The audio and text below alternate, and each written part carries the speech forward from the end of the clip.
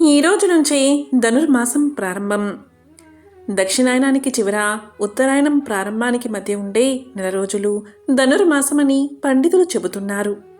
ఈ 2025 సంవత్సరం డిసెంబర్ 16న ఈ ధనుర్మాసం మొదలై జనవరి 14న ముగుస్తుంది. అంటే ఈ మాసం మార్గశిరంలో ప్రారంభమై పుష్యమాసం వరకు ఉంటుంది. ఈ మాసంలో శ్రీ మహావిష్ణువును, లక్ష్మీదేవిని పూజించడం వల్ల మహాలక్ష్మి అనుగ్రహం కలిగి అష్టైశ్వర్యాలు కలుగుతాయని పండితులు చెబుతున్నారు. మరి ఎంతో విశేషమైన మంగళవారంతో మొదలైన ఈ ధనుర్మాసంలో ఈ కథను వింటే చాలు లక్ష్మీ కటాక్షం కలుగుతుంది. మరి ఆ కథ ఏంటో ఇప్పుడు తెలుసుకుందాం. విష్ణు చిత్తుడు సాక్షాత్తు గరుత్మంతుని అంశగా విల్లి పుత్తూరులో జన్మించారు. ఈ విల్లి పుత్తూరు అంటే మహావిష్ణువుకు చాలా ఇష్టం. విష్ణువుకు వైకుంఠం మీద విసుగు పుడితే వైకుంఠాన్ని వదిలి 2 ప్రదేశాలకు వస్తారని శాస్త్రాలు చెబుతున్నాయి. ఆ ప్రదేశాల్లో మొదటిది తిరుమల, రెండవది శ్రీ విల్లి పుత్తూరు. స్వామికి ఈ ప్రదేశం అంటే అంత ఇష్టం. ఈ ప్రదేశంలోనే విష్ణు చిత్తులవారు పుట్టారు. బ్రాహ్మణుల ఇంట ఈయన జన్మించారు. ఈయనకు చిన్నప్పటి నుంచి అపారమైన విష్ణు భక్తి. తల్లిదండ్రులు చదువుకో నాయనా, పాఠశాలకు పంపిస్తామంటే విష్ణు చిత్తుల వారు నాకేమీ అవసరం లేదు, నాకు స్వామి యొక్క కైంకర్యం చాలు అని చెప్పి భగవత్ సేవలోనే ఉండిపోయారు. శ్రీ విల్లి పుత్తూరులో వటపత్ర సాయి ఆలయం ఉంది. అక్కడే ఉండిపోయాడు విష్ణు చిత్తుడు. పేద కుటుంబంలో పుట్టడం వల్ల పత్రాలతో పూలతో భగవంతుణ్ణి అర్చిద్దాం అనుకుని ఒక తోటలో తులసి మొదలైన పువ్వులను పెంచేవాడు. అలా విష్ణు చిత్తుల వారికి 50 ఏళ్లు వచ్చేశాయి. 50 ఏళ్లు వచ్చినా విష్ణు చిత్తుల వారు వివాహం చేసుకోలేదు. భక్తితోనే జీవితాన్ని గడిపాడు. చుట్టుపక్కల వారు విష్ణు చిత్తుణ్ణి చూసి, ఏమిటో ఈ వెర్రి బ్రాహ్మణుడు ఎంతసేపు కూడా దేవుడు దేవుడు అని అంటూ ఉంటాడు. 1 రూపాయి కూడా సంపాదించుకోలేదు, వివాహం చేసుకోలేదు, పిల్లలు లేరు, ఈయన గతి ఏమవుతుందో అని బాధపడేవారు. పైనుంచి స్వామివారు ఇవన్నీ చూసి, అయ్యో విష్ణు చిత్తుడు నా కోసం జీవితాన్నంతా దారపోశాడు, అతని చేతిలో చిల్లి గవ్వలేదు, సరే అపారమైన సంపదను ఇద్దాము అనుకుని ఒక సన్నివేశాన్ని సృష్టిస్తాడు. ఒకసారి మధురరాజు వల్లభ దేవుడు రాత్రిపూట దేశాటన కోసం వెళ్తాడు. వెళ్ళి ఎక్కడో భోజనం చేసి ఒక అరుగు మీద పడుకుంటాడు. ఆయన పక్కన ఒక మహాభక్తుడు ఉంటాడు. అతను భోజనం చేసి హాయిగా హరినామస్మరణ చేసుకుంటూ ఒక శ్లోకం చదువుతాడు.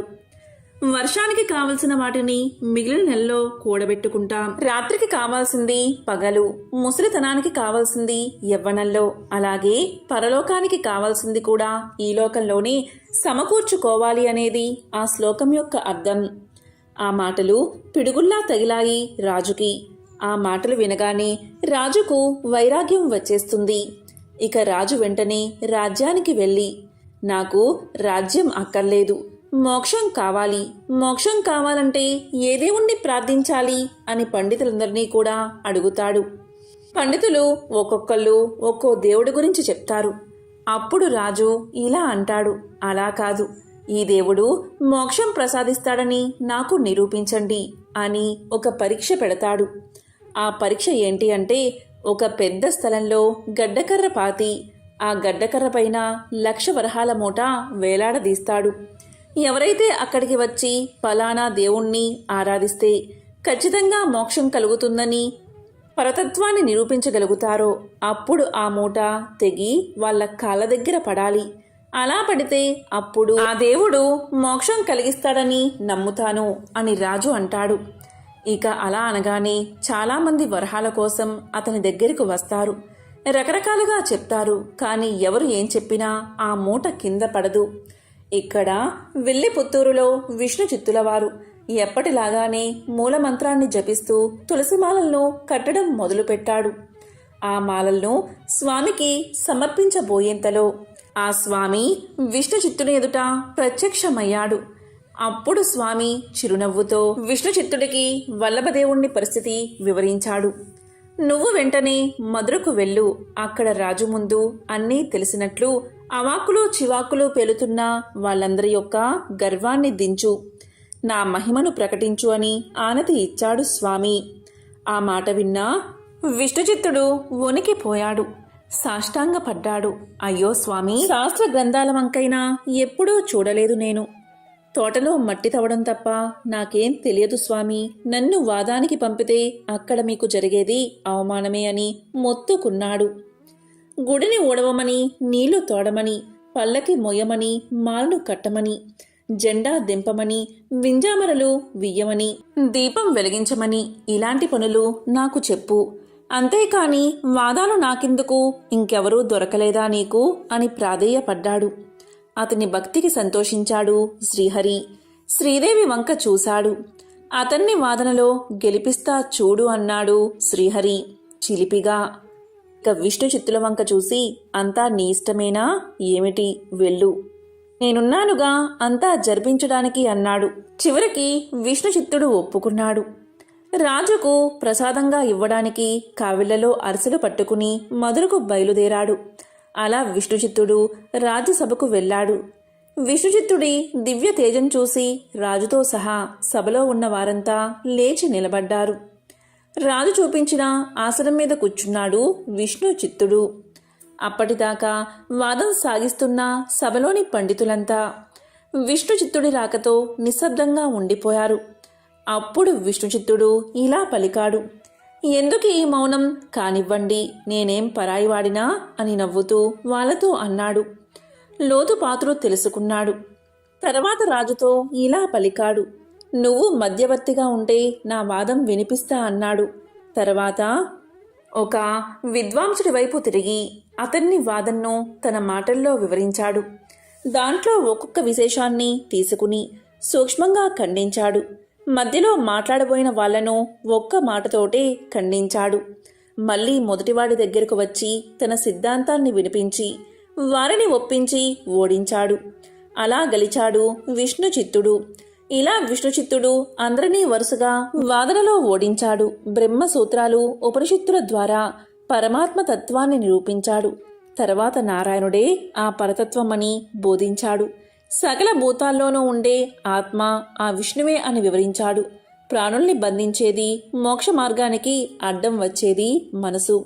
ఆ మనసును భౌతిక భోగాల నుంచి వెనక్కి లాగే యోగ సాధనాల వల్ల ఆత్మరూపాన్ని తెలుసుకోవచ్చు. అదే విష్ణువు. అన్ని రూపాల్లోనే ఉండేది అతనే. అయితే అతని స్థూల రూపాన్ని ఎప్పుడూ ధ్యానించడం ద్వారా అతనిగా మారి ముక్తి పొందవచ్చు అంటూ ఒక కథ ద్వారా విషయానంతా వివరించాడు. విష్ణుచిత్తుడి విజయాన్ని దృఢపరుస్తూ సభలో కట్టి ఉన్న మూట దానంతట అదే తెగి విష్ణుచిత్తుల వారి పాదాలపై పడింది. దీంతో మహారాజు పొంగిపోయి ఆ వరహాల మూటను విష్ణుచిత్తుడికి ఇచ్చి విష్ణుచిత్తుడికి సన్మానం చేసి ఏనుగు మీద ఎక్కించి వింజామర సేవిస్తూ ఆయన్ని ఊరేగిస్తారు. ఇంత గుర్తింపు వచ్చినా విష్ణుచిత్తులకు ఏమాత్రం గర్వం రాదు. ఇదంతా చూసిన విష్ణుమూర్తికి ఎంతో ముచ్చట వేస్తుంది. మా విష్ణుచిత్తుడికి ఇంత సన్మానం జరుగుతుంది, చూడకపోతే ఎలా? భూమి మీద ఉన్న గరుత్మంతుడికి సన్మానం జరుగుతుంటే మనం చూడాలి కదా అని చెప్పి గరుత్మంతుణ్ణి పిలిచి శ్రీదేవి భూదేవి సమేతంగా శ్రీ ఉల్లు పుత్తూరులోని వీధుల్లోకి విచ్చేస్తాడు. ఎంతో ఆనందంగా శ్రీ మహావిష్ణువు విష్ణుచిత్తుల వారిని పొగుడుతాడు.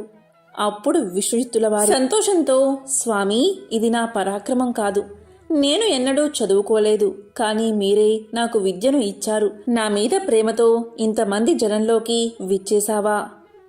ఎంత పలికినా మనోహరమైన రూపం నీది, నీకు దిష్టి తగులుతుంది, నీకు దిష్టి తగలకూడదు అని ఆశీర్వదిస్తూ మంగళ శాసనం రాశాడు. అప్పుడు విష్ణుమూర్తి ఎంతో ఆనందంగా, నువ్వే నన్ను ఆశీర్వదిస్తున్నావు, ఇక మీదట నిన్ను ఇప్పట్నుంచి అందరూ కూడా పెరి ఆల్వారు అని పిలుస్తారు. అంటే ఆల్వారులో పెద్దవాడు అని అర్థం. అలా ఆశీర్వదించి వెళ్ళిపోతాడు విష్ణువు. తరువాత విష్ణుచిత్తుడు విల్లుపుత్తూరుకి విచ్చేస్తాడు. తనకు వచ్చిన 1,00,000 రూపాయల్లో ఒక్క రూపాయి కూడా ఉంచుకోకుండా వటపత్రసాయి ఆలయానికి విరాళంగా ఇచ్చేస్తాడు. మళ్లీ బుట్ట తీసుకుని తోటలోకి వెళ్ళిపోతాడు. అలా విష్ణుచిత్తుల వారు ధనాన్ని విరాళంగా ఇచ్చేసి తనకు వచ్చిన పేరు ప్రతిష్టలను పట్టించుకోకుండా స్వామివారు తనకు ఇచ్చిన విద్యతో తిరుమలి రాశాడు. ఇదంతా చూసిన విష్ణుమూర్తి ఇలా అనుకున్నాడు, ఎంత వెర్రివాడు ఈ విష్ణుచిత్తుడు. డబ్బు ఇస్తే నా ఆలయానికి ఇచ్చేశాడు, పేరు ప్రతిష్టలు ఇచ్చినా పట్టించుకోవడం లేదు. ధనం విద్యను ఇచ్చాను, ఆ ధనాన్ని విద్యను కూడా నా కోసమే ఖర్చు పెడుతూ ఉన్నాడు.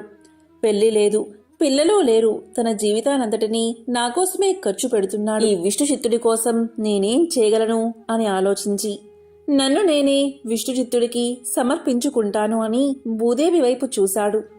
అప్పుడు భూదేవికి విషయం అర్థమైంది.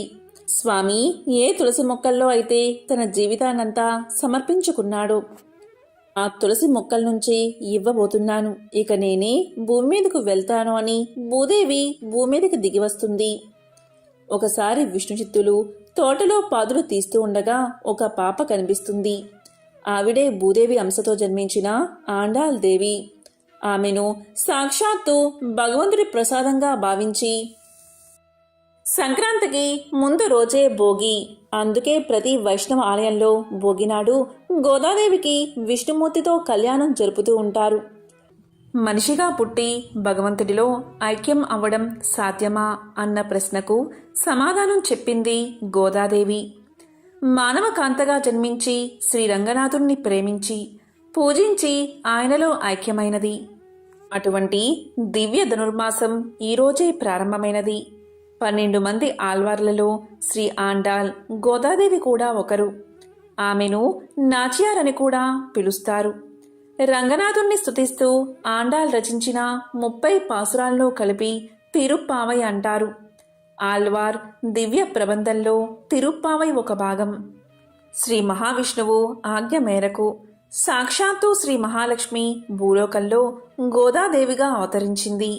శ్రీ విల్లిపుత్తూరులో విష్ణుచిత్తుడు అని గొప్ప భక్తుడు ఉండేవాడు. ఈ ఊరిలోనే శ్రీకృష్ణుడు మర్యాకు మీద తేలియాడుతూ వటపత్ర సాయి లోకాన్ని రక్షించాడని ఒక నమ్మకం. అందుకే ఇక్కడి ఆలయంలోని ప్రధాన దైవం ఆ చిన్ని కృష్ణుడే. నిత్యము కూడా ఆ కృష్ణుడికి పూలమాళ్ళు అర్పిస్తూ తన జీవితాన్ని ధన్యం చేసుకునేవాడు విష్ణుచిత్తుడు. విష్ణుచిత్తుడి అసలు పేరు భట్టనాథుడు. నిరంతరం ఆయన చిత్తం విష్ణుమూర్తి మీదే ఉండేది కాబట్టి విష్ణుచిత్తుడు అని ఆయన్ని పిలిచేవారు. విష్ణుచిత్తుడు సాక్షాత్తు శ్రీ మహావిష్ణువును దర్శించి ఆయనకు మంగళాసనాలు అర్పించినట్లు ఒక కథ ప్రచారంలో ఉంది. అందుకే ఆయనను విష్ణు భక్తులైన ఆల్వారులలో ఒకరిగా ఎంచి ఆయనకు పెరియాల్వారు అన్న గౌరవాన్ని అందించారు. పెరియాల్వారు ఒకరోజు తులసి మొక్కల కోసం పాదులు తీస్తూ ఉండగా ఒక చిన్నారి కనిపించింది. ఆమెను సాక్షాత్తు ఆ భగవంతుడి ప్రసాదంగా భావించి పెంచుకున్నాడు విష్ణుచిత్తుడు. తండ్రి పెంపకంలో ఆమె అత్యంతమైన కృష్ణ భక్తితో పెరిగింది. విష్ణుచిత్తుల వారు ప్రతిరోజు తులసిమాలను తయారు చేసి ఒక బుట్టలో ఉంచి తిరిగి తన కార్యక్రమాలు పూర్తి చేసుకుని ఆ మాలను దేవాలయానికి తీసుకువెళ్లి వటపత్ర సాయికి సమర్పించేవాడు. తండ్రిగారికి తెలియకుండా ఆమె రోజు ఆ మాలను ధరించి తాను భగవంతుణ్ణి వివాహం చేసుకోవడానికి సరిపోవునా అని అద్దంలో చూసుకుని మురిసిపోయేది. కొద్ది రోజులకు తండ్రిగారికి ఆ మాలలో ఒక వెంట్రుక కనిపించగా గోద ఆ మాలను ధరించిందని గమనించి ఆమెను కోపగించుకుని తనచే ఇన్ని రోజులు తప్పు జరిగిందని భావించి ఆ మాలను భగవంతుడికి సమర్పించలేదు. ఆశ్చర్యంగా ఆ రోజు విష్ణుచిత్తుల వారి స్వప్నంలో స్వామి కనిపించి ఈరోజు తులసిమాలని ఎందుకు సమర్పించలేదు అని అడుగుతారు.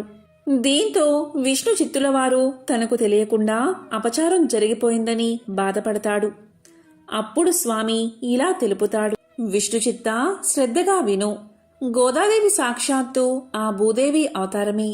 ఆమె స్పృశించిన మాలలను ధరించడం వల్ల నాకు అపచారం కాదు, ఆనందం కలుగుతుందని తెలియచేశాడు.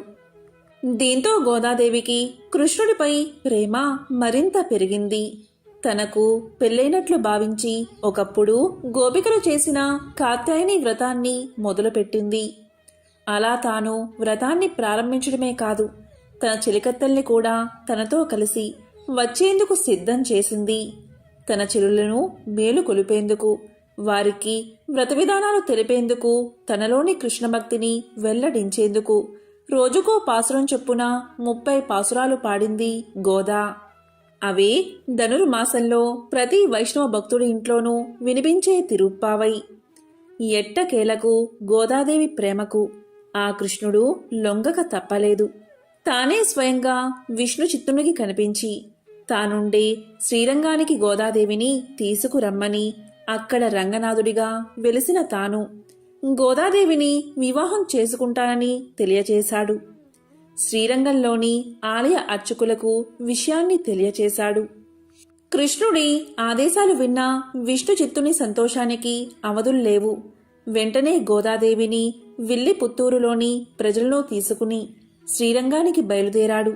పెళ్లి కూతురిగా అంతర ఆలయంలోకి ప్రవేశించిన గోదాదేవి అందరూ చూస్తూ ఉండగానే ఆ రంగనాథుడిలో ఐక్యమైపోయింది. నిష్కల్మష హృదయంతో తన హృదయాన్ని రంగనాథుడికి అర్పించుకుంది గోదాదేవి. పూర్వం బోధ చేస్తూ ఒక ముని దంపతులు ఉండేవారు. ఆ ముని చాలా ప్రతిభావంతుడు, సకల శాస్త్రాలు విద్యలో తెలిసినవాడు. ఆ ముని భార్య సాక్షాత్తు అన్నపూర్ణ.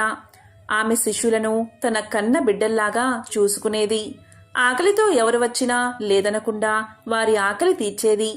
అలా ఒకనాడు ఆ ముని దంపతుల వద్దకు వసంతుడు అనే అనాథ వచ్చి శిష్యుడిగా చేరాడు. అతను బాగా చురుకైనవాడు, తెలివైనవాడు కావడంతో అతనికి గురువుగారు నేర్పించే విద్యలన్నీ కూడా ఇట్టే అబ్బేవి. వసంతుడు కొన్నాళ్లకే తన గురువుకు తెలిసిన విద్యలన్నీ పూర్తిగా నేర్చుకున్నాడు. ఇక అతనికి నేర్పడానికి తన వద్ద ఉన్న జ్ఞానం సరిపోకపోవడంతో తనకు గురువులైన వారి వద్దకు పంపించి మరీ విద్యాభ్యాసం చేయించాడు ఆ గురువర్యుడు.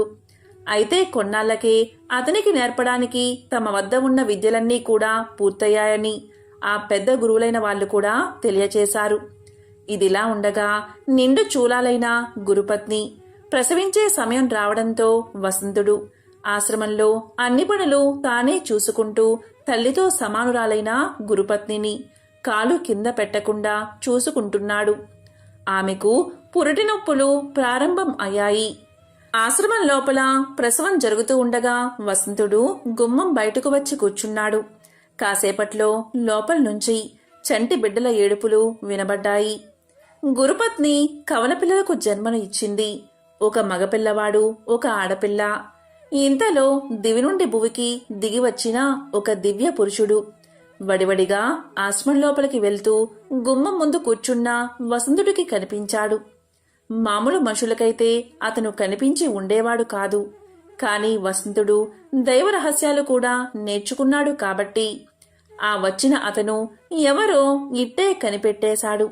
వచ్చినవాడు సాక్షాత్తు బ్రహ్మదేవుడు. అతడు బ్రహ్మ అప్పుడే పుట్టిన పిల్లలకు నుదుటి రాత రాయడానికి వచ్చాడు అని అర్థం చేసుకున్న వసంతుడు ఓపిగ్గా బయట కాలు చాచుకుని కూర్చున్నాడు.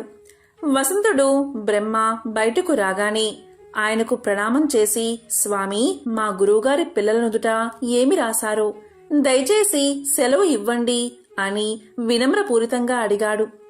బ్రహ్మ తన్ని చూడగలిగిన ఆ పిల్లవాడు సామాన్యుడు కాదు అని తెలుసుకుని వసంతుడు అడిగిన విధానానికి ముచ్చటపడి ఇతరులకు చెప్పకూడని రహస్యాన్ని అతనికి చెప్పడానికి నిర్ణయించుకున్నాడు. అప్పుడు ఇలా అన్నాడు, నాయనా, ఈ అబ్బాయి బీదవాడిగా మారిపోతాడు. ఇతని జీవితకాలమంతా ఇతని వద్ద ఒక్క మూట బియ్యము, ఒక ఆవు, ఒక పూరిపాక తప్ప ఇక ఏమీ ఉండవు. ఇతను రోజంతా కష్టపడినా తన రెక్కల కష్టంగా పెళ్ళాన్ని పిల్లల్ని పోషిస్తాడు అంతే అన్నాడు. ఇక ఈ అమ్మాయి మాత్రం వేశ్య అవుతుంది. పూల కోసం రోజుకో పురుషుడితో సంభోగించి వారకాంత అవుతుంది అని చెప్పి అక్కడి నుంచి వెళ్లిపోయాడు. బ్రహ్మదేవుడు చెప్పిన మాటలు విని వసంతుడు నిశ్చేష్టుడు అయ్యాడు. సాక్షాత్తు దైవ స్వరూపుడైనటువంటి తన గురు దంపతులకు పుట్టిన పిల్లలకు ఇలాంటి రాత రాశాడు. ఏమిటి విధాత అని విచారంగా ఆలోచనలో మునిగిపోయాడు. వెంటనే తన గురువు గారిని బ్రహ్మరాత మార్చగలమా అని అడిగాడు. దానికి ఆయన, అది సాధ్యం కాదు నాయనా, అది ఎవరికీ సాధ్యం కాదు అని సమాధానం చెప్పాడు. పిల్లలు పెద్దవాళ్లు అయ్యే కొద్దీ వాళ్ల రాత నిజమవడం వసంతుడికి కనిపించసాగింది. ఆ ఇద్దరికీ చదువులు వంట పట్టడం లేదు. ఎందరికో విద్యా బుద్ధులు నేర్పిన గురువుగారి పిల్లలు ఇలా అయ్యారు ఏమిటా అనేది వసంతుడికి దేనిమీద ఏకాగ్రత కుదరకుండా చేస్తుంది. దానికి తోడు ఆ పిల్లలిద్దరూ వసంతుడి వెంటపడి అన్నయ్య అన్నయ్య అని తిరుగుతూ ఉంటే అతనికి దుఃఖం మరింత ఎక్కువ కాసాగింది. ఒకరోజు గురువుగారితో చెప్పి ఆయన అనుమతి పొంది దేశం చుట్టి రావడానికి బయలుదేరి వెళ్లాడు వసంతుడు. ఎందరో పండితుల్ని కలిశాడు. వారందరినీ వసంతుడు ప్రశ్నించాడు. బ్రహ్మ రాసిన రాతను మార్చగలమా అని అందరినీ అడిగాడు. కాని అందరూ వసంతుడికి చెప్పిన సమాధానం బ్రహ్మరాత మార్చడం అసాధ్యమని, అది ఎవరితరమూ కాదని. అలా అతను అక్కడా ఇక్కడా తిరుగుతూ తన అన్వేషణ కొనసాగిస్తూ 20 సంవత్సరాలకు పైగా గడిపేశాడు. అప్పటికే గురువుగారి పిల్లలకు 25 ఏళ్లు వచ్చేశాయి. వసంతుడికి వాళ్ళు ఎలా ఉన్నారో చూడాలి అనిపించింది. ఆశ్రమానికి తిరిగి వచ్చాడు. అప్పుడు అక్కడ పరిస్థితి. గురువుగారి కుమారుడి పేరు శంకరుడు. అతను ఆ ఊరిలోనే కూలీ పని చేస్తున్నాడని, గురువుగారి కుమార్తె పేరు వసంతసేన. ఆమె దగ్గరలోనే ఒక పట్టణంలో వ్యభిచార వృత్తిలో ఉన్నదని తెలుసుకున్నాడు. తనకు పుట్టిన పిల్లల దుస్థితి చూసి దిగులుతో మంచం పట్టి గురుపత్నులు మరణించారని కూడా తెలుసుకున్నాడు. అప్పుడు వసంతుడు బాగా ఆలోచించాడు. ముందు శంకరుణ్ణి వెతుక్కుంటూ వెళ్లాడు. వసంతుణ్ణి చూడగాని అన్నయ్య అంటూ బావురమన్నాడు శంకరుడు. చిన్న పూరిపాక, చిరిగిపోయిన దుస్తుల్లో భార్య, ఒక కొడుకు. ఇంట్లో ఎక్కడ చూసినా విలయ తాండవం చేస్తున్న కటిక దారిద్ర్యం. ఇది శంకరుడి పరిస్థితి. దీంతో వసంతుడు ఇలా అన్నాడు. తమ్ముడు, నువ్వు బాధపడకు. ఇప్పటినుంచి నేను చెప్పినట్లు చెయ్యి అన్నాడు. దానికి సరే అన్నాడు శంకరుడు. అన్నయ్య, ఇక నుంచి నువ్వు ఎలా చెప్తే అలాగే చేస్తాను అన్నాడు. అప్పుడు వసంతుడు, ముందు ఆ ఆవును తోలుకుని పట్నానికి వెళ్దాం పదా అన్నాడు వసంతుడు. ఏమీ మాట్లాడకుండా ఆవును తోలుకుని వసంతుణ్ణి అనుసరించాడు శంకరుడు. ఇద్దరూ నేరుగా పట్నంలోని సెంత దగ్గరకు వెళ్లారు. అక్కడ ఒక దళారి దగ్గరకు వెళ్లి ఆవును ఎంతకు కొంటావు అని అడిగాడు. తర్వాత అతడు చెప్పిన ధరకు అమ్మేశాడు వసంతుడు. శంకరుడికి ఏమీ అర్థం కాకపోయినా వసంతుడికి ఎదురు చెప్పలేదు. ఆవును అమ్మగా వచ్చిన డబ్బుతో వంటకు అవసరమైన సరుకులను, శంకరుడి భార్యకు పిల్లలకు కొత్త బట్టలు కొన్నారు. తిరిగి గ్రామానికి బయలుదేరి ఇంటికి రాగానే ఆ సరుకులతో వంట చేయించాడు. శంకరుడి భార్యా పిల్లలు ఆవురావురమంటూ ఆకలి తీర్చుకున్నారు. తరువాత వసంతుడు శంకరుడితో, తమ్ముడు, అన్నదానం చేద్దాం, ఆకలితో ఎవరు వచ్చినా లేదనకుండా వడ్డించు అన్నాడు. దీంతో శంకరుడు మారు మాట్లాడకుండా అలాగే చేశాడు. కాని శంకరుడు ఆ రోజు రాత్రి వసంతుడితో ఇలా అన్నాడు. అన్నయ్య, ఇంతవరకు ఆ ఆవు ఉంది కదా అన్న ధైర్యం నాకు ఉండేది. ఇప్పుడు ఉన్న ఆ ఒక్క ఆధారం కూడా పోయింది. దాన్ని అమ్మగా వచ్చిన ధనం కూడా అన్నదానానికే ఖర్చయిపోయింది. తెల్లవారితే ఎలా గడపాలో అని భయంగా ఉంది అన్నాడు. దానికి వసంతుడు, తమ్ముడు, నువ్వేమీ ఆలోచించకుండా సుఖంగా నిద్రపో, పొద్దునికి అంతా సర్దుకుంటుంది అని ధైర్యం చెప్పాడు. తీరా పొద్దున్నే లేచి తలుపు తెరిచి బయటికి వచ్చి చూసిన శంకరుడి ఆశ్చర్యానికి అంతే లేకుండా పోయింది. శంకరుడి ఇంటి ముందు ఒక ఆవు నిలబడి ఉంది. శంకరుడి ఆస్తి ఎప్పుడు ఒకే ఆవు అని బ్రహ్మ రాసిన రాత పొల్లుపోకుండా ఉండడానికి రాత్రికి రాత్రి బ్రహ్మే స్వయంగా ఒక ఆవును తీసుకుని వచ్చి అక్కడ కట్టేశాడు. ఆ రోజు కూడా ఆవును తీసుకుని వెళ్లి సంతలో అమ్మి వచ్చిన ఆ డబ్బుతో అన్నదానం చేయించాడు వసంతుడు. తమ్ముడు, ఇక ఇలాగే ప్రతిరోజు క్రమం తప్పకుండా చేస్తూ ఉండు అని చెప్పి వసంతుడు అక్కడ్నుంచి వసంతసేనను వెతుక్కుంటూ బయలుదేరాడు. అన్ని దానాల్లోకెల్లా గొప్పదైన అన్నదానాన్ని క్రమం తప్పకుండా చేస్తున్నందున శంకరుడు తన జీవితంలో అనంతమైన పుణ్యాన్ని మూటకట్టుకున్నాడు. ఆ తరువాత వసంతుడు వాళ్ళను వీళ్లను అడుగుతూ వెళ్లి వసంతసేనని కలుసుకున్నాడు. వసంతసేన ఒక అవ్వతో కలిసి ఒక ఇంట్లో ఉంటుంది. ఆమె వసంతుణ్ణి చూడగానే బోరుమని ఏడ్చేసింది. అన్నయ్య, నేను మహాపాపిని. ఈ పాప పంకిలంలో కూలిపోయాను. మీలాంటి ఉన్నతుణ్ణి చూడ్డానికి నాకు అర్హత లేదు అని బావురమ్మంది. దానికి వసంతుడు, ఊరుకో చెల్లి, ఊరుకో. ఈ పాప పంకిల నుండి నువ్వు బయటపడే మార్గాన్ని చెబుతాను. ఇక ఇవాటి నుంచి నేను చెప్పినట్లు చెయ్యి అన్నాడు. ఆమెను ఓదార్చాడు. దానికి సరే అంది వసంతసేన. ఆ రాత్రికి విఠలుడు ఎవరు వచ్చినా సరే 1,00,000 వరహాలు చెల్లించాల్సిందే. 1,00,000 వరహాలు చెల్లిస్తేనే లోపలికి ప్రవేశమని చెప్పమని అక్కడ ఉన్న వసంతసేనతో ఉన్న అవ్వకు చెప్పాడు. దానికి ఆశ్చర్యపోతూ అవ్వ, అయ్యా, ఇది జరిగే వ్యవహారం కాదు అని ఏదో చెప్పబోయింది. వసంతుడు ఆమెను మధ్యలోనే వారించి నేను చెప్పినట్లు చెయ్యి అన్నాడు. ఆజ్ఞాపిస్తున్నట్లుగా అన్నాడు. ఆ రాత్రి 2-3 విడుదలు వచ్చి 1,00,000 వరహాలు అనగాని వెనుతిరిగి వెళ్లిపోయారు. అది వాళ్ళు ఊహించలేని మొత్తం. కాని అర్ధరాత్రి సమీపిస్తుంది అనగా ఒక మహాపురుషుడు మాత్రం 1,00,000 వరహాలతో వచ్చి ఆ రాత్రి వసంతసేనతో గడిపి వెళ్లాడు. ఆ మరుసటి రోజు రాత్రి కూడా అలాగే జరిగింది. తన రాత తప్పకుండా వసంతసేనకు దగ్గరకు వచ్చింది సాక్షాత్తు బ్రహ్మే అని వసంతుడికి తెలుసు. అలా బ్రహ్మ ఆమె దగ్గరకు రావడం వల్ల ఆమె మూటగట్టుకున్న పాపాలన్నీ కూడా నశించిపోయాయి.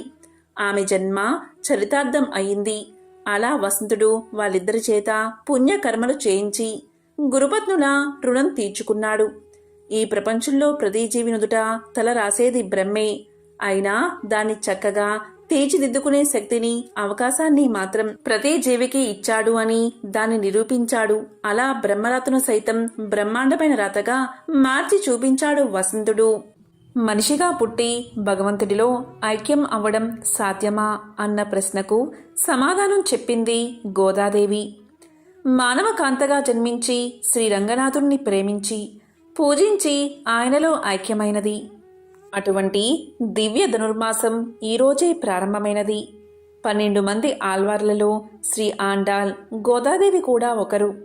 ఆమెను నాచియార్ అని కూడా పిలుస్తారు. రంగనాథుణ్ణి స్తుతిస్తూ ఆండాల్ రచించిన 30 పాసురాలను కలిపి తిరుప్పావై అంటారు. ఆల్వార్ దివ్య ప్రబంధంలో తిరుప్పావై ఒక భాగం. శ్రీ మహావిష్ణువు ఆజ్ఞ మేరకు సాక్షాత్తు శ్రీ మహాలక్ష్మి భూలోకంలో గోదాదేవిగా అవతరించింది. ఓం నమో నారాయణాయ. ఓం శ్రీ మహాలక్ష్మియే నమః.